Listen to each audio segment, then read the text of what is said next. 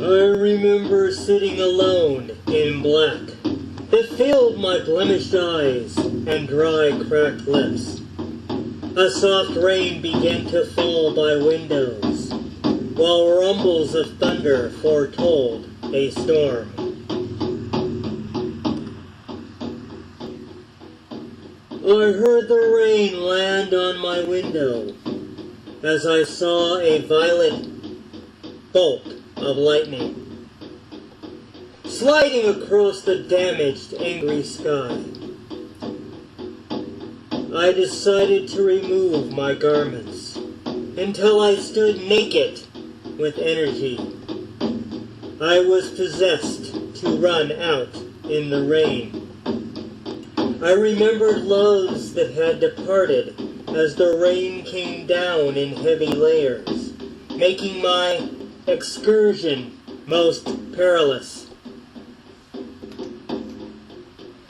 I climbed to the roof of my apartment, lifting my naked body 5 stories to face the growing storm in its eyeballs, as lightning bolts cracked, then banged around me, as I spun on the ledge like a dancer, exposing my naked buttocks skyward. Images of my life passed before me as I swung backwards over the edging, while an updraft plunged my body upward, landing on the cluttered gravel rooftop. Overwhelmed, I looked around and then wept. Then I pondered my despicable life and wondered how I was salvaged by wind. An outside force controlled my every move, remembering the pleas to lost lovers, like a bad movie playing constantly with bad memories of recollections.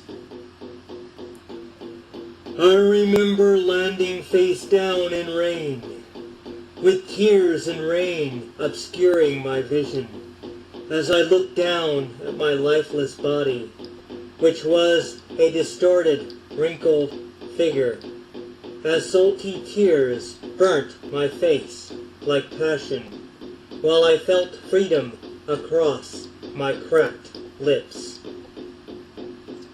My laughter fell face first into the rain, as I pleaded with myself like before, but this time my existence was different.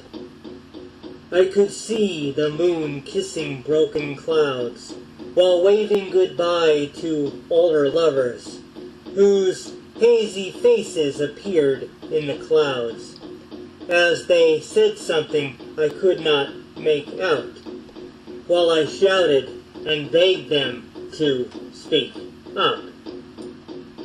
But all I could hear was my own faint voice, as the images of lovers faded.